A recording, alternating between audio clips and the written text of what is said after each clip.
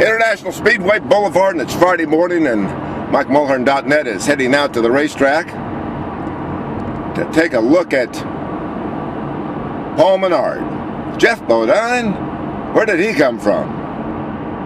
And a couple more people. We've got 55 cars here for the Cup race. That's cool. We can handle that. Car numbers being swapped.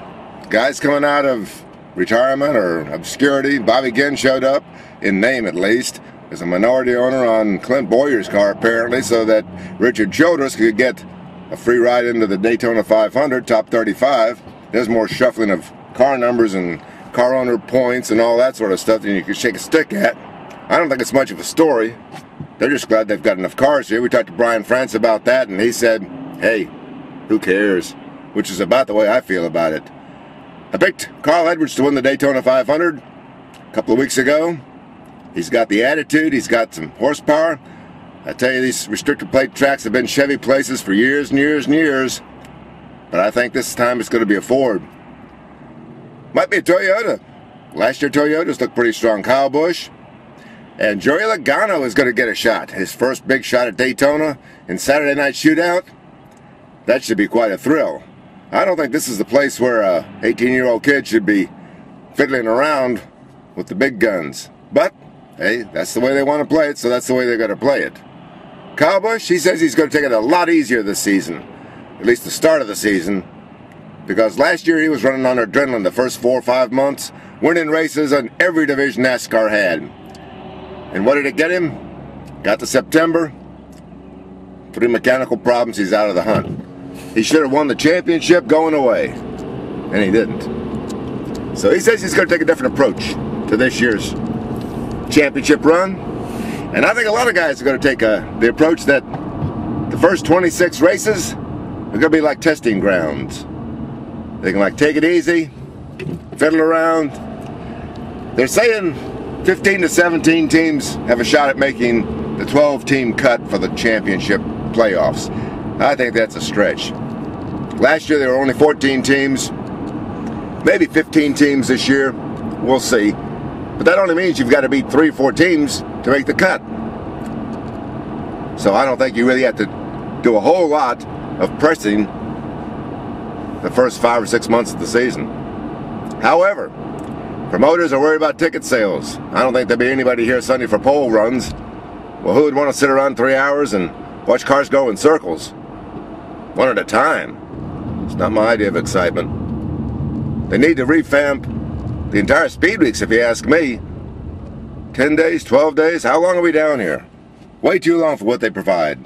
Now, there'll be a good crowd for tomorrow night's Bud Shootout. Strange format, 28 cars. Paul Menard is on the pole for that thing. That ought to give us an idea of how well the Roush cars perform. He's got a Robert Yates, Doug Yates engine. Got Yates. He's got Yates Engineering. He's got Roush Engineering. Ought to be good to see what Roush has.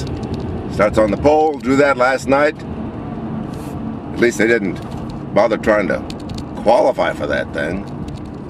And of course we got the typical problems of, well, are the tires going to be soft enough? Are they going to be hard enough? Matt Kenseth says he wants softer tires this year. And he says from what he's seen so far, though he hasn't done a tire test himself, is softer tires coming. That'll make for better racing.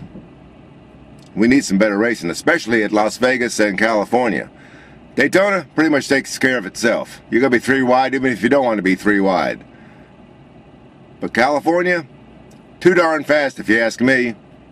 Too darn fast. 208 miles an hour going in the corners. I think that that's a problem. They need to cut about 15 miles an hour out of those speeds. Vegas is just tricky. I remember a couple of years ago when Jimmy Johnson won, and I don't know how he won. The tires were rock hard. No way in the world that he could possibly win that race.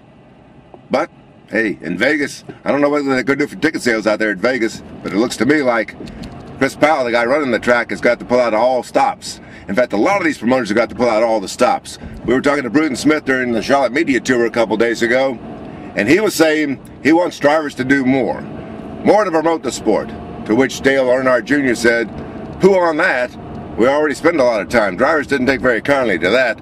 I think what the promoters want are for these drivers to start doing something on the racetrack. This might be a good place to start.